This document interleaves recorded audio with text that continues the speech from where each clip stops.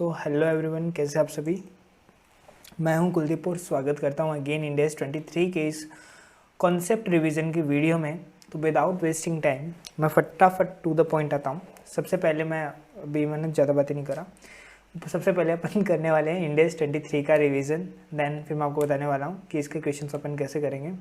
Okay, इसके ज़्यादा questions नहीं है, एज यू कैन सी ये अपन तीनों चीज़ें देखने वाले हैं। सबसे पहले पूरे क्वेश्चन बैंक, इसकी एक सेपरेट वीडियो आएगी ताकि सारे क्वेश्चन की एक सेपरेट वीडियो चलती रहे। चैप्टर नंबर 15 है जो ओपन कर रहे हैं। टोटल 14 क्वेश्चन इसमें मैंने इनकॉर्पोरेट कर रखे हैं। अगेन साथ में हाईलाइटेड भी है कौन सा आरटीपी में आया हुआ है, कौन सा एमटीपी में है, कितने मार्क्स के अराउंड आया हुआ है। ओके सी, एंड ये आरटीपी नवंबर 19 में है। एंड यहाँ पे आप बोरिंग कोस्ट अपन नोट्स पढ़ने वाले हैं। टोटल 6 पेज के नोट्स हैं मेरे ये।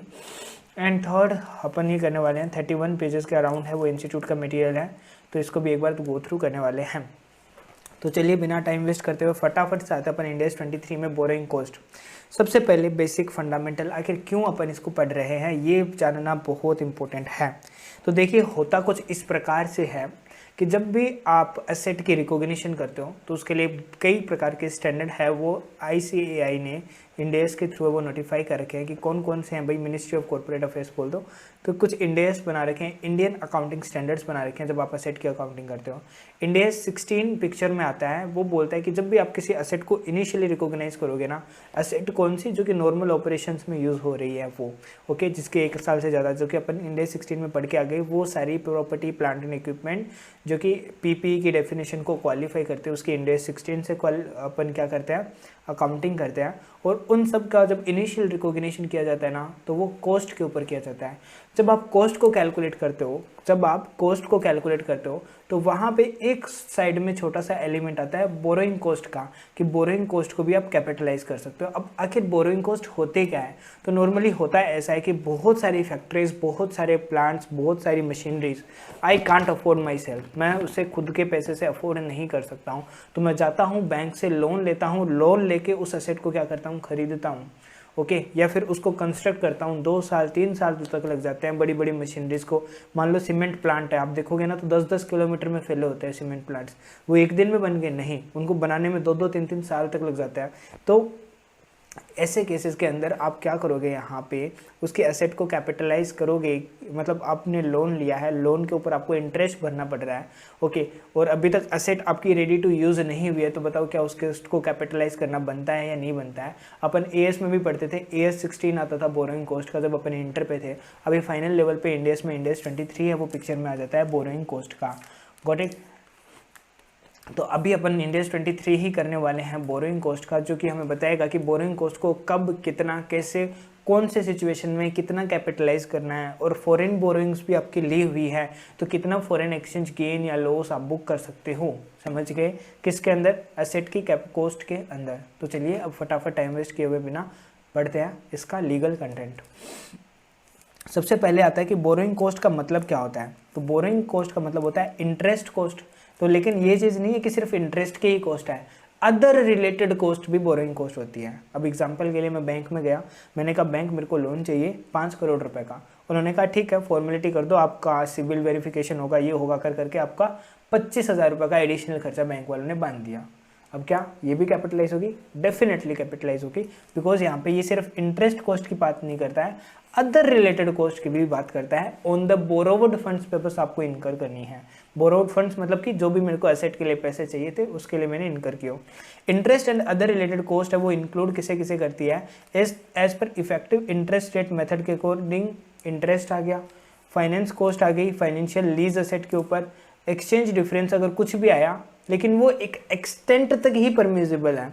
एक्सचेंज डिफरेंस पहली बात तो आएगा कब, जब आपने लोन या तो फॉरेन करेंसी में ले रखा है। पहले आपने लोन लिया था तब डॉलर की रेट थी 65 रुपये, अब हो गई 70 रुपये, मतलब बैठे बिठाई इंटरेस्ट तो जाएगा ही जाएगा 5 रुपये से। अब जब आप उसको डॉलर का रीपेमेंट करोगे ना, तो 5 रुपये आपको एडिशनल पे करने पड़ेंगे हर एक डॉलर के ऊपर। तो ये एडिशनल आपकी कॉस्ट हो गई। तो यहाँ पे आपको यही समझना है कि जो इंक्रीज हो रहा है एक्सचेंज डिफरेंस के कारण, लेकिन इंडेस यहाँ पे एक सीलिंग लगा देता है, एक छत बांध दी कि भाई इससे ज़्यादा आप कैपिटलाइज नहीं कर सकते हो, एक्सचेंज डिफरेंस ज़्यादा है। इस अगर कैपिटलाइज नहीं कर सकते तो अगर कोई भी आइटम को अपन कैपिटलाइज नहीं कर पाते हैं ना, तो वो डायरेक्टली फिर PNL में चला जाता है। समझ गए मेरी बात? ठीक है, अब देखो एक्सचेंज डिफरेंस है to be treated as adjustment to the borrowing cost. Okay, कि भाई कितना एक एक्सटेंट तक परमिसिबल है वो अपन देखेंगे, कैलकुलेट भी करेंगे। अब बात करते हैं नोट इफेक्टिव इंटरेस्ट मेथड है, मतलब क्या होता है इसका कि रेट्स, अब इफेक्टिव इंटरेस्ट रेट मेथड है ना, ये मैं आपको इंडेक्स 109 के अंदर बहुत सही से दिखाने वाला हूँ।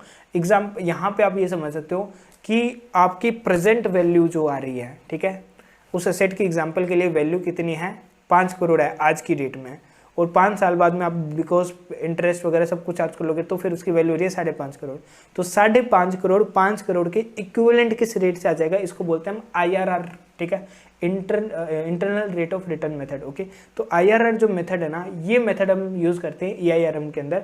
हम ये रेट निकालते हैं और फिर हर साल से इसको 5 लाख को कंपाउंडिंग करते जाते हैं और उस वैल्यू के ऊपर पहुंच जाते हैं। तो ये IRR कैलकुलेट करना अपन इंडेक्स 109 में देखेंगे, वो कैलकुलेट की जाती है in accordance with the method specified in the financial instrument index 109। Note कीजिए। अब बात करते हैं कि अगर बोरोड फंड्स है तो वहाँ पे एक्सचेंज डिफरेंस का ट्रीटमेंट क्या कैसे करते हैं, ये वाला टॉपिक चालू हो चुका है, ठीक है। अगर एक्सचेंज डिफरेंस आ रहा है आपका, ओके, बोरोड फंड्स कैसे था, आपने ECB ली होगी, आपने फॉरेन में बोरिंग की, इंडिया में होगी तो कोई आएगा ही नहीं ना एक्सचेंज डिफरेंस, आपने बाहर से किया है, बाहर से किया तो भाई एक्सचेंज डिफरेंस आएगा। अगर वो आ रहा है तो पहले ये देखो कि वो फर्स्ट टाइम है या फिर सब्सिक्वेंट है। फर्स्ट टाइम में अगर आपको गेन होता है, ठीक है, आपने 65 रुपये पर डॉलर में लोन लिया था, अब आपकी रीपेमेंट करने की ऑब्लिगेशन है, तब देखा आपने कि डॉलर की रेट तो कितनी आ गई है, 60 रुपये, तो यहाँ पे 5 रुपये का बेनिफिट हो गया इनको, तो मतलब 65 रुपये उधार में मिल गए और देने 60 ही पड़ेंगे, तो हुआ ना 5 रुपये का फ़ायदा। तो ये 5 रुपये का फ़ायदा इनको रिकॉग्नाइज नहीं करना है। समझ में आ गई बात, आ गई होगी। लेकिन वही मान लो 65 रुपये से ये कितना हो गया, 70 रुपये हो गया। अब 5 रुपये की इनकी पड़ेगी, ओके, वो 5 रुपये की पड़ेगी ना, तो फिर ये इनको बोरोइंग कॉस्ट मानना पड़ेगा। ओके, ये बोरोइंग कॉस्ट का पार्ट है। समझ में आ गया, ये फर्स्ट टाइम रिकॉग्निशन था, समझ में आ गया।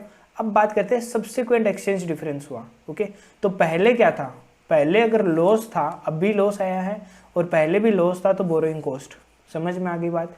लेकिन पहले गेन, अभी गेन आया है, ठीक है, तो फिर अपन ये देखेंगे कि अगर अभी गेन आया है, सॉरी, अभी जो भी डिफरेंस आया है, अगर पहले एक्सचेंज लॉस था तो अभी भी वो फिर बोरोइंग कॉस्ट का पार्ट हो जाएगा। ओके, लेकिन अगर एक्सचेंज गेन आया है तो हम इसको बोरोइंग कॉस्ट का पार्ट मानेंगे, लेकिन लोअर ऑफ से मानेंगे। अब ये क्वेश्चन के बिना आपको शायद ही समझ में आएगा, फिर भी मैं एक बार समझाने की कोशिश करता हूँ कि एक्सचेंज डिफरेंस है, मतलब पहले आपको क्या था, जब पहली बार हुआ था तब आपको गेन या लॉस दो हो सकता था। गेन था तो कोई ट्रीटमेंट नहीं था, लॉस होगा तो वो बोरोइंग कॉस्ट का पार्ट बन गया। अब एक्सचेंज लॉस हुआ, मान लो सब्सिक्वेंट जब किया तो आपको एक्सचेंज लॉस हुआ, तो अपन देखेंगे पहले गेन था तो कोई ट्रीटमेंट हुआ ही नहीं था, तो अब क्या कर देंगे अपन, डायरेक्टली इसको बोरोइंग कॉस्ट का पार्ट मान देंगे। ओके, लेकिन अभी एक्सचेंज गेन हुआ, तो एक्सचेंज गेन हुआ और पहले क्या था, एक्सचेंज लॉस था। ओके, और अभी एक्सचेंज गेन हुआ है, तो उस केस के अंदर हम क्या कर देंगे, बोरोइंग कॉस्ट जो हमने रिकॉग्नाइज करके उसको रिवर्स करना पड़ेगा अब यहाँ पे, क्योंकि देखो पहली बार एक्सचेंज गेन था तो कोई ट्रीटमेंट ही नहीं था, तो ये केस तो पूरा ही भूल जाओ। अब पहले तो सिर्फ एक्सचेंज लॉस ही हुआ था, तब अब ये सोच रहे हैं कि पहले भी एक्सचेंज लॉस था, अभी भी एक्सचेंज लॉस है, तो अगेन बोरोइंग कॉस्ट में डाल दो। लेकिन पहले एक्सचेंज लॉस था लेकिन अब एक्सचेंज गेन है, तो हम क्या करेंगे, बोरोइंग कॉस्ट को रिड्यूस कर देंगे। कितना रिड्यूस करेंगे, अब ये क्वेश्चन है।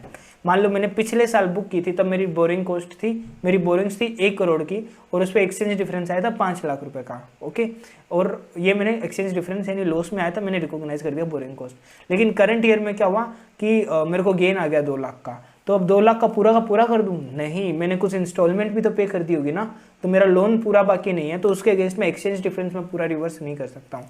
तो यहाँ पे ये एक्सचेंज रेशियो निकल गया कि लॉस लोन ऑन आउटस्टैंडिंग, कि भाई आउटस्टैंडिंग लोन कितना है करंट डेट को, divide by total outstanding loan ले लो। ओके, मतलब टोटल आउटस्टैंडिंग लोन कब था, जब आपने ये एक्सचेंज लॉस रिकॉग्नाइज किया था, जब आपने ये एक्सचेंज लोन रिकॉग्नाइज किया था तब आपका आउटस्टैंडिंग लोन टोटल कितना था, और आज की डेट में आपको आउटस्टैंडिंग लोन कितना है, तो ये डिवाइड बाय ये किया, मल्टीप्लाई कर दो कि नेट एक्सचेंज लॉस अर्लियर कितना था, वो आ जाएगा आपका रिस्पेक्टिव रेशियो, और अभी का एक्सचेंज गेन से अपन उसको कंपेयर कर देंगे, तो दोनों में से जो कम होगा उतने का हम क्या कर देंगे, रिवर्स कर देंगे बोरोइंग कॉस्ट को। समझ गए। हाँ, अब यहाँ पे कवर कौन नहीं है, बायोलॉजिकल एसेट, इन्वेंट्री एंड जो भी रिपीटेड बेसिस पे है, लार्ज क्वांटिटी में है, या फिर रेडी टू यूज एसेट्स है, उनको यहाँ पे कवर नहीं किया गया है।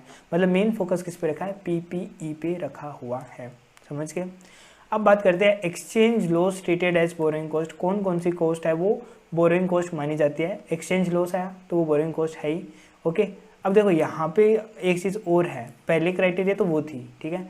सेकंड लॉस कि कितना हम बोरोइंग कॉस्ट में ट्रीट करेंगे एक्सचेंज लॉस को, यहाँ पे ऊपर जो कैलकुलेट किया ना कि वो तो बोरोइंग कॉस्ट का पार्ट होगा ही। ओके, ये यहाँ पे हमारा निकल के आया, लेकिन यहाँ पे एक और रेस्ट्रिक्शन है कि जो हमारा एक्चुअल में हुआ है वो, और मतलब ऊपर वाला बात किसकी कर रहा था, अपनी मेनली रिवर्सल की बात कर रहा था, लेकिन यहाँ पे जो है ना कि ट्रीटेड एज बोरोइंग कॉस्ट, ये वाली सेकंड स्टेप, ये वाली, बाकी सबको भूल जाओ, सिर्फ ये वाला। अगर आपको एक्सचेंज लॉस हुआ तो आप कितना बोरोइंग कॉस्ट में मानोगे? पूरा का पूरा? नहीं बाबा नहीं, पूरा का पूरा नहीं जाएगा। कितना जाएगा कि अगर आपने बोरोइंग की होती फंक्शनल करेंसी में, एग्जांपल के लिए आप इंडियन एंटिटी हो और इंडिया में ही रहते हो, तो आपकी फंक्शनल करेंसी क्या होगी? INR।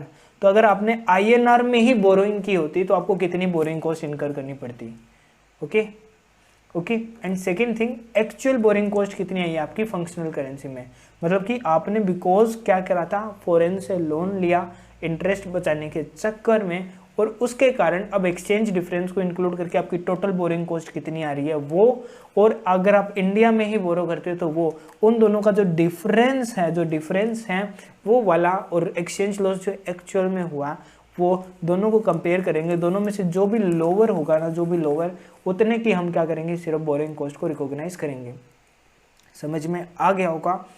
अगेन क्वेश्चन करेंगे तो और ज़्यादा अच्छे से समझ आ जाएगा, ठीक है। अब बात करते हैं ट्रीटमेंट क्या होगा बोरिंग कॉस्ट का। तो अब आपको यहाँ पे ये समझना है कि पहले तो बोरिंग कॉस्ट होती क्या है, ठीक है। बोरिंग कॉस्ट ये तो आपको समझ में आ गई, which is directly attributable to the acquisition, construction और प्रोडक्शन ऑफ क्वालिफाइंग एसेट है, वो कैपिटलाइज की जाएगी। रिमेनिंग बोरोइंग कॉस्ट है वो हमेशा एक्सपेंस ऑफ हो जाएगी पीएनएल के अंदर। ओके, तो मतलब कैपिटलाइज कौन सी होगी, वो वाला अब यहाँ पे अपन देख रहे हैं कि कैपिटलाइज वो होगी जो बोरोइंग कॉस्ट आपने क्वालिफाइंग एसेट के लिए इनकर की हुई है। किसके लिए? क्वालिफाइंग एसेट के लिए डायरेक्टली एट्रीब्यूटेबल होनी चाहिए, तो फिर हम मान लेंगे। और क्वालिफाइंग एसेट के लिए किसके लिए? या तो आपने उसको एक्वायर किया है, या आपने उसको कंस्ट्रक्ट किया है, या आपने उसको प्रोड्यूस किया है। तीनों केसेस के अंदर हम मान लेंगे कि वो क्वालिफाइंग एसेट के लिए इनकर हुई है, और हम आपको उसको कैपिटलाइज करने देंगे कॉस्ट ऑफ एसेट के साथ में। लेकिन अदर केस है तो वो डायरेक्टली पीएनएल में भेजो। ओके, अब एक्विजिशन का मीनिंग क्या है? एक्वायर करना या इंस्टॉल करना, ठीक है। कंस्ट्रक्शन का मतलब सेल्फ कंस्ट्रक्ट करना, एंड प्रोडक्शन मतलब कि कोई स्टॉक प्रोडक्शन करना। अब ये स्टॉक कौन सा हो सकता है? जैसे कि एरोप्लेन हो गई, ठीक है, जैसे कि शिप हो गए, बड़े बड़े मशीनरीज हो गई, जिनको बनने में काफ़ी सिग्निफिकेंट टाइम लगता है, उनकी बात। क्योंकि क्वालिफाइंग एसेट यहाँ पे वर्ड यूज हुआ है। क्वालिफाइंग एसेट मतलब कि जिसको बनने में एक सब्सटेंशियल पीरियड ऑफ टाइम लगता है, सब्सटेंशियल पीरियड ऑफ टाइम लगता है जिस एसेट को बनने के लिए, वो एसेट क्वालिफाइंग एसेट होती है। पहले इंडियस में ये 12 महीने, एएस में 12 महीने था, अभी इंडियस में बताया नहीं है, तो ये एंटिटी के जजमेंट में है कि वो उसे सब्सटेंशियल पीरियड मानती है नहीं मानती है। इसके बेसिस पे दो क्वेश्चन भी है, उन दोनों में ये एजम्पशन अलग अलग ले रखी है। ओके, तो वो भी अपन देखेंगे। अब देखो second, qualifying asset means asset which take substantial period of time for getting ready to intended use for sale. India 16 है वो स्पेसिफाई करता है कि ये पीरियड को 12 मंथ, एएस 16 करता था 16 मंथ, लेकिन इंडियस में ऐसी कोई गाइडेंस नहीं है, तो आपको अपना जजमेंट यहाँ पे अप्लाई करना है। अब इसका एक एग्जांपल है, ये देख लो। ए लिमिटेड ने कंस्ट्रक्ट किया बिल्डिंग, 10 लाख लगे कंस्ट्रक्शन में, ओके, और 11 दिसंबर को ये कंप्लीट हुई। नहीं, ये वाला एग्जांपल एक बार छोड़ देते हैं, मैं आपको बाद में आगे करा दूंगा। ओके, क्वेश्चन कराऊंगा ना तब हो जाएगा, अभी टाइम ज़्यादा लग जाएगा, मेरे को रिवीजन फटाफट ख़त्म करनी है। ओके, अब इसका जो भी क्वेश्चन आएगा ना, तो सबसे पहले तो ये देखो कि क्या एसेट क्वालिफाइंग एसेट है या नहीं है। ओके, अगर क्वालिफाइंग एसेट एग्जिस्ट करती है तो फिर दूसरी चीज़ देखो कि क्या एंटिटी ने कोई बोरिंग कॉस्ट इनकर करी है क्या, मतलब फाइनेंस कॉस्ट आ रही है क्या उसके पीएनएल में कुछ। अगर हाँ है तो फिर ये देखो कि क्या वो आप आइडेंटिफाई कर पा रहे हो। ओके, क्या वो डायरेक्टली एट्रीब्यूटेबल है। ओके, और डायरेक्टली एट्रीब्यूटेबल दो टाइप की कॉस्ट हो सकती है, एक तो स्पेसिफिक बोरिंग कॉस्ट, और दूसरी हो सकती है जनरल बोरिंग कॉस्ट। फिर देखो पीरियड ऑफ कैपिटलाइजेशन क्या है और कितनी अमाउंट है वो कैपिटलाइज आपको करनी है। ओके, अब आता है प्लान कॉस्ट का मतलब क्या है। अगर जो फंड्स है वो बोरो किए गए इंडिया में तो यह कॉस्ट होगी। Okay, it would then this would be the cost. Plan cost का मीनिंग क्या है ये एक बार छोड़ दो, भूल जाओ। अब बात करते हैं फॉरेन बोरिंग्स के अंदर। फॉरेन बोरिंग यानी कि जिस करेंसी में हम मेजोरिटी ऑफ ट्रांसफर रिकॉर्ड करते हैं ओके मतलब जहाँ पे हमारा मेजोरिटी ऑफ ट्रांसफ़र होता है, जहाँ पे हम रिकॉर्ड करते हैं, वो हमारी फॉरेन बोरिंग्स होती है, ठीक है, मतलब कि अदर देन लोकल करेंसी हो गई हमारी फॉरेन बोरिंग्स। ये ना मैंने शायद बीच में ही फंक्शनल करेंसी वगैरह का एग्जाम्पल के टाइम पे लिखा होगा, तो इसको इग्नोर कर सकते हो वैसे आप। मेन थिंग ये है कि स्टेप्स इन कैपिटलाइजेशन अब क्या होंगे। देखो अब दो टाइप की बोरिंग कॉस्ट होती है, ये आपको दिमाग में रखना है। एक तो होती है जनरल बोरिंग्स और दूसरी होती है specific borrowing cost. Okay, general borrowing cost हो सकती है या फिर स्पेसिफिक बोरिंग कॉस्ट हो सकती है। सी, अगर जनरल बोरिंग कॉस्ट है तब क्या होगा और स्पेसिफिक बोरिंग कॉस्ट है तो क्या ट्रीटमेंट होगा। सबसे पहले बात करते हैं स्पेसिफिक बोरिंग कॉस्ट का। तो उसमें जितनी भी हमारी बोरिंग कॉस्ट लगी हो ना, चाहे कभी भी लियो, भूल जाओ उसको। मेरी बिल्डिंग चालू हुई कंस्ट्रक्शन 1 अप्रैल को, मैंने बोरिंग ले ली थी 1 जनवरी को ही, ओके, उस असेट के लिए ली थी। बस स्पेसिफिक होना मतलब कि जिस असेट का प्रोडक्शन होना है उसी के लिए मैंने लिया था। तो फिर आपने जब से लिया तब से लेके जब तक असेट बन जाती है तब तक का सारा इंटरेस्ट क्या होगा, आपका बोरिंग कॉस्ट का पार्ट होगा। समझ में आई?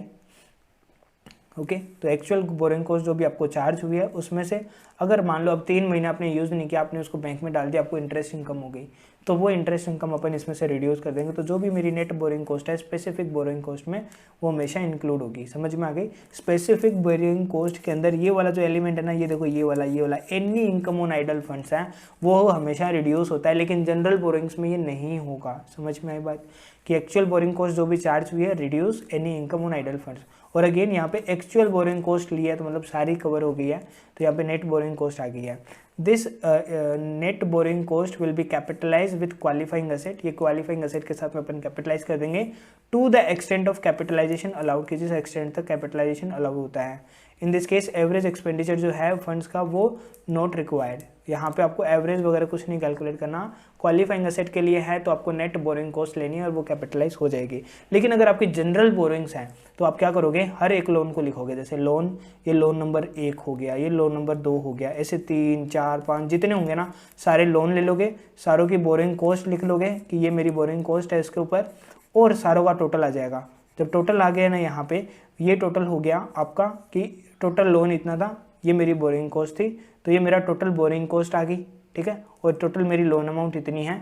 तो मैं वेटेड एवरेज किया, कैपिटलाइजेशन रेट निकाल लूँगा यहाँ पे कि एवरेज बोरोड फंड्स मेरा इतना था, इतनी मेरी बोरिंग कॉस्ट थी, तो A/B × 100 किया, ये मेरी एवरेज बोरिंग कॉस्ट आई है। समझ गए? अब यहाँ पे मेरे को ये देखना है, यहाँ पे मेरे को do not deduct any idle income on the funds, मतलब स्पेसिफिक में रिड्यूस करना था, यहाँ पे जनरल बोरिंग्स में नहीं करना है। ओके, अब कैलकुलेट करने के लिए कि कितनी अमाउंट हमें कैपिटलाइज करनी है, सबसे पहले कैलकुलेट कीजिए एवरेज एक्सपेंडिचर कितना हुआ है ड्यूरिंग द ईयर, मतलब कि उस एसेट पे जो क्वालिफाइंग एसेट है उसके ऊपर कितनी अमाउंट हमें कैपिटलाइज करनी है, उसको कैलकुलेट करने के लिए ये देखिए कि कितना एवरेज एक्सपेंडिचर उस एसेट के ऊपर हुआ है। तो जो भी एक्सपेंस हुआ है उसे पीरियड से डिवाइड करो, मतलब एक तरह से वेटेड एवरेज लेना है, पीरियोडिकली बेसिस पे लेना है कि जितना खर्चा जितने टाइम के लिए उस एसेट के ऊपर लगा था उतने टाइम का इंटरेस्ट कितना होता है वो कैलकुलेट करना है। तो expenditure into period of capitalisation करो during the year, capitalisation rate जो भी है वो आपकी अप्लाई हो जाएगी एवरेज एक्सपेंडिचर के ऊपर। समझ गए? Borrowing cost not capitalise should be return move, और जो कैपिटलाइज नहीं हुई बची हुई सारी P&L में डाल देंगे। बोरिंग कॉस्ट का कैपिटलाइजेशन है वो should not make book value of asset more than it's recoverable amount, कि जो भी बोरिंग एसेट का कैपिटलाइजेशन है वो उसकी एसेट की कॉस्ट को है वो उसकी बुक वैल्यू से ज़्यादा इंक्रीज नहीं कर सकता। ये हमेशा ध्यान रखना, बहुत इंपॉर्टेंट टॉपिक है। मतलब आप एसेट को कितना इंक्रीज कर सकते हो बोरिंग कॉस्ट से, मैक्सिमम उतना कर सकते हो कि इसकी जो रिकवरेबल वैल्यू है वहाँ तक पहुँच सकते हो। एग्जांपल के लिए मान लो 10 लाख की कॉस्ट आपने इनकर कर दी, ठीक है, उसकी रिकवरेबल वैल्यू है 11 लाख रुपए, और इस पे आपका 2 लाख रुपए का बोरिंग कॉस्ट का खर्चा हो रहा है, तो 12 लाख हो रही है। तो 12 लाख जा सकती है कि नहीं जा सकती, ये मैक्सिमम 11 लाख तक ही जा सकते हैं। तो बचा हुआ है 1 लाख, ऑलरेडी ये इलिजिबल बोरिंग एक्सपेंडिचर था टू बी कैपिटलाइज, फिर भी नहीं जाएगा इस लाइन के कारण, बिकॉज यहाँ पे ये रिकवरेबल अमाउंट को बोरिंग कॉस्ट वो एक्सीड नहीं कर सकती है, वो एसेट की वैल्यू को इतना इंक्रीज नहीं कर सकती कि उसकी रिकवरेबल वैल्यू से वो एक्सीड कर जाए। तो ये बैलेंस कहाँ जाएगा, P&L के अंदर राइट ऑफ हो जाएगा। समझ गए? 1 लाख का। अब आता है पीरियड ऑफ कैपिटलाइजेशन क्या लेना है, कि कितने पीरियड के लिए अपन को कैपिटलाइज करना है। तो कमेंसमेंट हो जाएगा जब सारी कंडीशन से सेटिस्फाई हो जाएगी। क्या क्या कंडीशन है? सबसे पहले आपने एक्सपेंडिचर करने चाहिए एसेट के ऊपर, जो भी एसेट आपने ली है आपका इन कैपिटलाइजेशन का पीरियड कब से स्टार्ट होगा, जिस दिन आपने असेट के ऊपर सिंगल रुपए का खर्चा कर दिया उस दिन से आपका कैपिटलाइजेशन स्टार्ट हो जाएगा। आपकी बोरिंग कॉस्ट इनकर हुई उस दिन से भी, ठीक है। आपने मान लो 1 अप्रैल को खर्चा कर दिया, लेकिन बोरिंग आपने 1 महीने बाद में लिया, तो फिर 1 महीने बाद की डेट यहाँ पे लेंगे, और साथ साथ में आपने एक्टिविटीज़ भी स्टार्ट कर दी हो। तो ये 3 कंडीशन है यहाँ वाली, ओके। ये तीनों कंडीशन फुलफिल होगी तो फिर हम बोरिंग कॉस्ट कैपिटलाइज कर देंगे। पहला आपने एक्सपेंस इनकर करना चाहिए, बोरिंग कॉस्ट होनी चाहिए आपकी, और आपने एक्टिविटीज स्टार्ट कर दिया। इन तीनों कंडीशन के फुलफिल होने पर आपकी बोरिंग कॉस्ट को कैपिटलाइज कर दिया जाएगा। कैपिटलाइजेशन है वो सस्पेंड हो जाएगा, कब हो जाएगा, if active development is not taking place. अब एक्टिव डेवलपमेंट है वो इंडियस 23 के अंदर अगेन एक मेजर पार्ट है। एक्टिव डेवलपमेंट के अंदर क्या है कि नॉर्मल मतलब कि आपका प्रोडक्शन है रुक चुका है, मतलब कि आपका जो वर्क था वो कंप्लीटली रुक चुका है, ओके। और वो ऐसा नहीं होना चाहिए कि मान लो जैसे कि आप कंस्ट्रक्शन करते हो तो आप छत की ढलाई करते हो तो उसको 15 दिन सुखाना पड़ता है, तो तब तक कोई काम नहीं होता। ये नॉर्मल काम है, ये एक्टिव डेवलपमेंट है। लेकिन अगर वो पूरी तरह से बैन हो गया, हड़ताल हो गई, लेबर ने हड़ताल कर दी, कोई और इशू हो गया, लीगल इशू हो गया, स्टे ऑर्डर आ गया, तो उस पीरियड को फिर अपन इंक्लूड नहीं करेंगे, क्योंकि यहाँ पे एक्टिव डेवलपमेंट प्लेस नहीं हो रहा है। समझ गए। C part of construction activity, this is normal suspension, hence capitalisation है वो कंटिन्यू रहेगा। कि एक्टिव डेवलपमेंट है वो स्टॉप हुआ था as a part of construction activity, तो फिर इंक्लूड हो जाए, अदरवाइज नहीं होगा। अब कैपिटलाइजेशन सीसेशन कब होगा, अगर कोई भी फॉलोइंग कंडीशन है वो सेटिस्फाई नहीं होती, यानी कि या तो बोरिंग कॉस्ट अब आपकी इनकर नहीं हो रही है, या फिर एसेट है वो रेडी फॉर इंटेंडेड यूज और सेल हो गई है, तो फिर आपका कैपिटलाइजेशन वहीं पे सीज हो जाएगा। डिस्क्लोजर की रिक्वायरमेंट क्या है, बोरिंग कॉस्ट जो भी आपने कैपिटलाइज किया है वो स्पेसिफाई की जाएगी नोट्स टू अकाउंट्स में, एंड पॉलिसी क्या फॉलो करते हो आप बोरिंग कॉस्ट को वो डिस्क्लोज की जाएगी। एंड साथ में आपकी कैपिटलाइजेशन जो रेट आपने कैलकुलेट किया है, एवरेज कैपिटलाइजेशन रेट जो कि जनरल बोरिंग्स पे आपने कैलकुलेट किया, वो आपकी डिस्क्लोज की जाएगी। समझ गए। यहाँ पे मेरे सारे कॉन्सेप्ट नोट से कंप्लीट होते हैं। अब एक बार मैं आपको स्टडी मेट से फटाफट से इसका रिव्यू दिखाता हूँ। टोटल 31 पेजेस के अंदर ये है बोरिंग कॉस्ट हम पढ़ रहे हैं, ठीक है। यहाँ पे देखो सी बोरिंग कॉस्ट में क्या है, अप्रिशिएट करना आपको कोर प्रिंसिपल क्या है एंड स्कोप क्या है स्टैंडर्ड का, डिफाइन क्या है बोरिंग कॉस्ट क्या होती है, क्वालिफाइंग एसेट क्या होती है एंड अदर रिलेटेड टर्म्स क्या है, ओके। रिकॉग्नाइज किया है बहुत सारी कंडीशंस और प्री कंडीशंस को, इवेल्युएट किया है सस्पेंशन एंड सीसेशन को, इंडेस 23 एंड एस 16 क्या बोलता है उसके according, and disclosure requirement of the standard को है वो कंप्लाई किया है या नहीं किया है, कैसे करना है वो बताया, ओके। स्कोप क्या है, देखो क्या क्या चीज़ें एक्सक्लूड की गई है। क्वालिफाइंग एसेट जो कि फेयर वैल्यू पे मेजर होते हैं उनको इस इंडेक्स से बाहर किया है, क्योंकि अगर आप फेयर वैल्यू पे लोगे तो ये एसेट ऊपर नीचे जाएगी इससे वैल्यू, तो वो कोई मतलब की बात नहीं है, क्योंकि आप ऑलरेडी फेयर वैल्यू पे लेके जा रहे हो। इन्वेंट्री अगर आप लार्ज क्वांटिटी में प्रोड्यूस करो तो डजेंट मैटर कि आप इसके अंदर लेके आओगे, या फिर एक्चुअल या इम्प्यूटेड कॉस्ट ऑफ इक्विटी है वो भी इसके स्कोप से एक्सक्लूड है, मतलब कि आपने इक्विटी परचेज की, उसके लिए लोन बोरो किया था, तो डजेंट मैटर, वो मैटर नहीं करता है, वो इम्प्यूटेड कॉस्ट के अंदर चली जाती है, ठीक है। तो वो आपका इसके अंदर कवर नहीं है। एलिजिबल किसके लिए, स्पेसिफिक जनरल बोरिंग के लिए। एंड कैपिटलाइजेशन रेट कैसे कैलकुलेट करना है, पीरियड के लिए कमेंसमेंट कब होगा, सस्पेंशन और सीसेशन क्या है, एंड डिस्क्लोजर की क्या रिक्वायरमेंट है यहाँ पे। सी बोरिंग कॉस्ट में अदर इंटरेस्ट कॉस्ट आती है एंड अदर रिलेटेड कॉस्ट भी आती है, एंड अदर बोरिंग कॉस्ट भी आती है जो कि रिकॉग्नाइज की जाएगी एक्सपेंस में जब भी वो इनकर होती है। एंड ये पार्ट ऑफ कॉस्ट कब होगी, क्वालिफाइंग एसेट है तो, ओके, एक्विजिशन कर रहे हो क्वालिफाइंग का, या कंस्ट्रक्शन या फिर प्रोडक्शन, ये तीनों मैंने आपको एसीपी सिखाया था। स्कोप ऑफ द स्टैंडर्ड क्या है, ये जो स्टैंडर्ड है वो अप्लाई करेगा standard in accounting the borrowing cost के ऊपर। अगेन यह एक्चुअल या इम्प्यूटेड कॉस्ट ऑफ इक्विटी पे अप्लाई नहीं करेगा, समझ गए। हाँ, अगेन बोरिंग कॉस्ट क्या होता है उसको डिफाइन किया है यहाँ पे। सी ये टेबल उसी का समरी है। इंटरेस्ट एक्सपेंसेस आ गए सारे के सारे, interest in respect of lease liability आ गया, एंड एक्सचेंज डिफरेंस जो भी है वो भी आपका बोरिंग कॉस्ट का पार्ट होगा, समझ में आ गया। क्वालिफाइंग एसेट क्या होता है, क्वालिफाइंग एसेट जो कि एक सब्सटेंशियल पीरियड ऑफ टाइम लेता है to get ready for intended use और सेल, समझ में आ गया। अगेन एनी ऑफ दम, ये जरूरी नहीं है कि इन्वेंट्री नहीं बन सकता, क्या इन्वेंट्री, मैन्युफैक्चरिंग प्लांट, ये सारे आपके क्या बन सकते हैं, क्वालिफाइंग एसेट बन सकते हैं, और उस केस में इनका वो होगा। लेकिन यहाँ पे इंक्लूड कर दिया है, लेकिन एक्सक्लूड किनको किया है ये अपन ऊपर देख के आ चुके हैं। अब बात करते हैं इनके इलस्ट्रेशन, वो मैं अगली वीडियो में कवर करूँगा आपसे फटाफट। इलस्ट्रेशन 4 हो गए यहाँ तक। फिर एक्सचेंज डिफरेंस का ट्रीटमेंट क्या होगा, अगेन इसके ऊपर भी हमारा एक इलस्ट्रेशन है, अपन इसको कर लेंगे नेक्स्ट वीडियो के अंदर। ओके और इलिस्ट्रेशन ख़त्म हुई। यहाँ पे अब आता है रिकॉग्निशन का पार्ट कि directly attributable to the ACP है क्वालिफाइंग एसेट का, तो उस केस के अंदर कैपिटलाइज कितना किया जाएगा जब ये कंडीशन सेटिस्फाइड हो जाती है कि या तो देखो मैंने ये आपको बोला था कि एसेट का जहाँ पे भी रिकॉग्निशन आएगा ना तो ये दो कंडीशन आएगी, एक तो एफईबी होना चाहिए। एफईबी मतलब कि फ्यूचर के अंदर या तो आपकी जो इनकम है, ओके, फ्यूचर में आपकी जो इनकम है या तो वो इंक्रीज़ हो रही है या फिर आपकी कॉस्ट रिड्यूस होती है, तो अपन इसको क्या बोलते हैं, इकोनॉमिक बेनिफिट बोलते हैं आपको कि, और ये फ्यूचर में इनकर होने हैं। ओके एंड अगेन कॉस्ट आप मेज़र कर सकते हो, तो फिर यहाँ पे ये आ जाएगा। अब एलिजिबल फॉर कैपिटलाइजेशन कितनी होगी, ये चीज़ यहाँ पे अपन को बताया कि स्पेसिफिक बोरिंग कॉस्ट क्या होगी, अपन ने इसको पढ़ा था। ओके कि actual borrowing cost during the period, इसमें से रिड्यूस कर देंगे कोई भी अगर इनकम आपको आती है, तो नेट बोरिंग कॉस्ट आप कैपिटलाइज करोगे। और जनरल बोरिंग्स है तो सारी की सारी हो जाएगी, और उसके अंदर जितना भी मैं टाइम प्रोपोर्शनेट कर दूंगा, जितने टाइम तक मेरा एक्सपेंडिचर बुक हुआ है ना उतने टाइम का मैं यहाँ पे कैपिटलाइजेशन रेट निकाल के उसका निकाल दूंगा इंटरेस्ट। क्वेश्चन कराऊंगा तब सब समझ आ जाएगा। ये मेरी टोटल बोरिंग कॉस्ट यहाँ पे कैलकुलेट हो जाएगी। एक्सपेंडिचर क्या है, जहाँ पे कैपिटलाइजेशन रेट अप्लाइड होता है।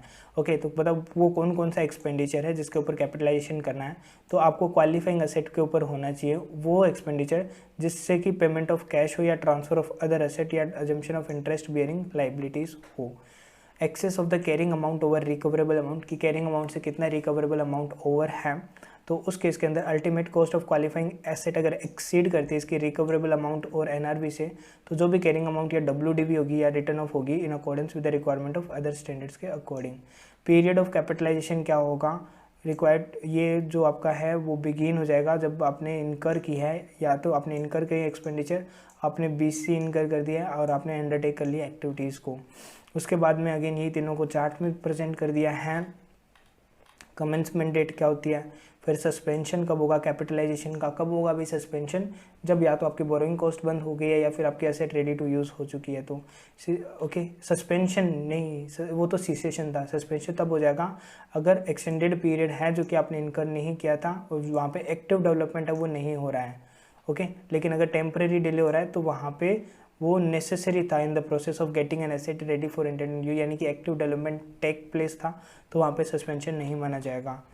ओके फिर आपको डिस्क्लोज करना है अमाउंट ऑफ बोरिंग कॉस्ट क्या है, कैपिटलाइजेशन रेट क्या है, और डिविडेंड पेबल है on share classified as financial liabilities है, तो उस केस के अंदर क्या होगा, जो भी डिविडेंड पेबल है वो अगर definition of borrowing cost meet करता है subject to fulfilment of the following condition.